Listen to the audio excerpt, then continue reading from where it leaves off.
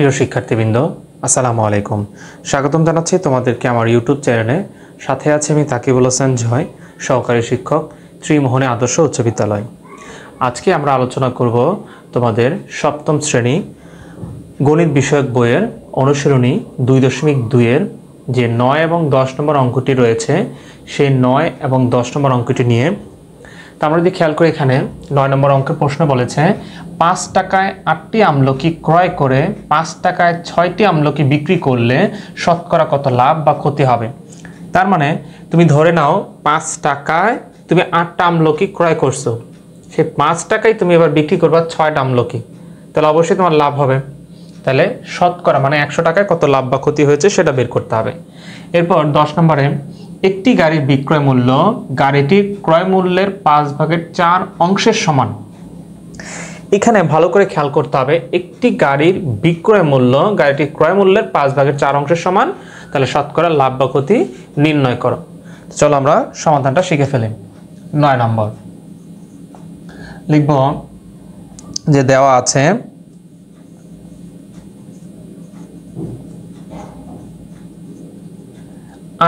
5 টাকায় 8টি আমলকি ক্রয় করছে, তার মানে 8টি আমলকির ক্রয় মূল্য হচ্ছে 5 টাকা। লিখব 8টি আমলকির ক্রয় মূল্য, 8টি আমলকির ক্রয় মূল্য বলছে 5 টাকা।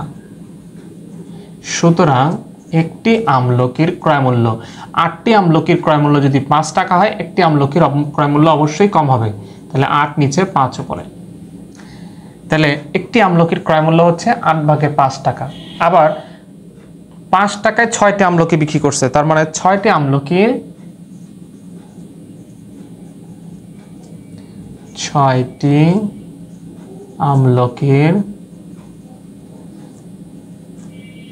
বিক্রয় মূল্য 5 টাকা।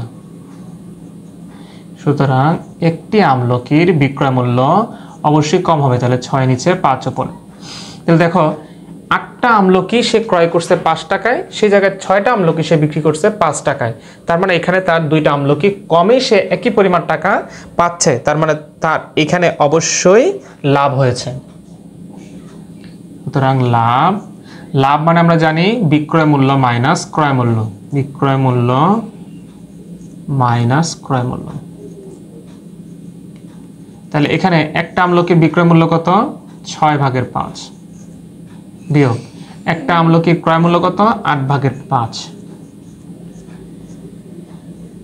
তো এখানে যোগ বিয়োগের সময় কাটাকাটি করা যায় না, যোগ বিয়োগের সময় লসাগু করে তারপরে সমাধান করতে হবে। তাহলে এখানে 6 এবং 8-এর লসাগু বের করতে হবে। 6 আর 8-এর লসাগু 2 দিয়ে যায়, 3 দুগুণে 6, 4 দুগুণে 8, 8 যায় না, তাহলে গুণ করব। 3 দুগুণে 6, 4 6 24, তাহলে 6 আর 8-এর লসাগু হচ্ছে 24। এই নিচেরটা দিয়ে এই নিচেরটাকে ভাগ করতে হয়, 6 দিয়ে 24কে ভাগ করলে 4, 4 দিয়ে ওপরটাকে গুণ করতে হয়, তাহলে 4 5 20 মাইনাস। আবার 8 নিচেরটা দিয়ে নিচেরটাকে ভাগ, 8 দিয়ে 24কে ভাগ করলে 3, 3 দিয়ে আবার ওপরটাকে সাথে গুণ, তাহলে 3 5 15। 20 থেকে 15 চলে গেলে থাকে 5, কাটাকাটি করা যায় না, তাহলে তার লাভ হয়েছে 25/5 টাকা। কতটা? এখন ওই যে আমরা শিখেছি আগের ভিডিওতে, লাভ বা ক্ষতি নির্ভর করবে ক্রয় মূল্যের উপরে। তাহলে ক্রয় মূল্য কত ছিল এখানে? 8/5 টাকা। তাহলে আমার এখানে চেয়েছে শতকরা, শতকরা মানে 100, তাহলে আমরা লিখব 8/5 টাকায়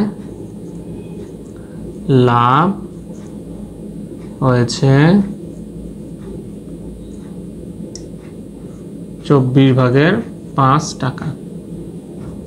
সুতরাং 1 টাকায় লাভ হয়েছে।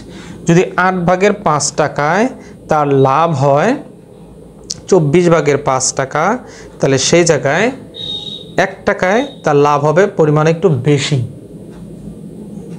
তাহলে 5 24, এটা উল্টে যাবে, তাহলে 5 আসবে নিচে আর 8 চলে যাবে ওপরে।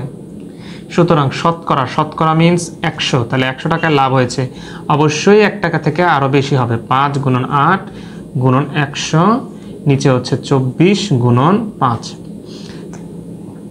তাহলে আমরা যদি কাটাকাটি করি, 8 দিয়ে 24কে ভাগ করতে পারি, 3 8 24, 5 5 কাটা, তাহলে নিচে রইল 3, ওপরে হচ্ছে 100, তার মানে 3 ভাগের 100। তো 100 টাকায় তার লাভ হয়েছে 3 ভাগের 100 টাকা। তো আমরা জানি 3 ভাগের 100 মানে এটা হচ্ছে অপ্রকৃত ভগ্নাংশ, 3 দিয়ে 100কে ভাগ করতে হবে, তো এটা আমরা সবাই জানি, 3 দিয়ে 100কে ভাগ করলে 33 সমস্ত 3 ভাগে 1 টাকা, আর সুতরাং উত্তরে লিখব 33 সমস্ত 3 ভাগের 1%। তার মানে তার এই ফল বিক্রি করলে, মানে আমলকি বিক্রি করলে তার শতকরা অর্থাৎ 100 টাকায় 33 সমস্ত 3 ভাগের 1 টাকা লাভ হবে। তো এই হচ্ছে 9 নম্বর অঙ্কের সমাধান। তো এবার আমরা শিখব 10 নম্বর অঙ্কটি। একটি গাড়ির বিক্রয় মূল্য গাড়িটির ক্রয় মূল্যের 5 ভাগের 4 অংশ। তাহলে একটি গাড়ি যা মূল্যে ক্রয় করেছিল তার 5 ভাগের 4 অংশ যদি তার বিক্রয় মূল্য হয়, তাহলে অবশ্যই তার ক্ষতি হয়েছে।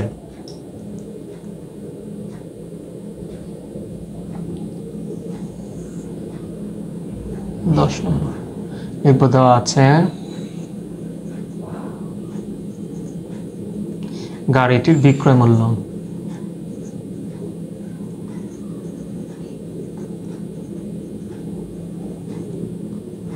ক্রয় মূল্যের 5 ভাগের 4 অংশ। তার মানে গাড়িটি যা মূল্যে ক্রয় করা ছিল তার 5 ভাগের 4 অংশ, পুরোপুরি 5 অংশ না। তার মানে পুরোপুরি 5 অংশ হলে তার লাভও হইতো না, ক্ষতি হইতো না। যেহেতু তার 5 ভাগের 4 অংশ, তার মানে অংশে 1 অংশ কম মূল্যে বিক্রি করা হয়েছে, তাহলে অবশ্যই তার ক্ষতি হয়েছে। তো মনে করি গাড়িটির ক্রয় মূল্য, মনে করি গাড়িটির ক্রয় মূল্য হচ্ছে 100 টাকা।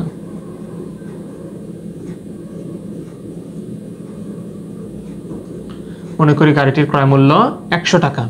তাহলে তার কি হয়েছে এখানে? অবশ্যই তার ক্ষতি হয়েছে, যেহেতু গাড়িটির গাড়িটির বিক্রয় মূল্য আমরা বের করি। গাড়িটির বিক্রয় মূল্য,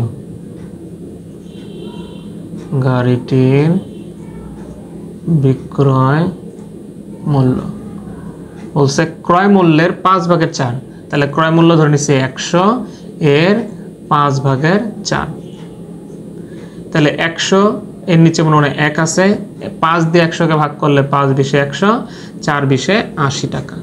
তার মানে সে যদি কথার কথা গাড়িটি 100 টাকা দিয়ে ক্রয় করে, তাহলে তার 5 ভাগের 4 অংশ অর্থাৎ 80 টাকায় সে গাড়িটি বিক্রয় করেছে।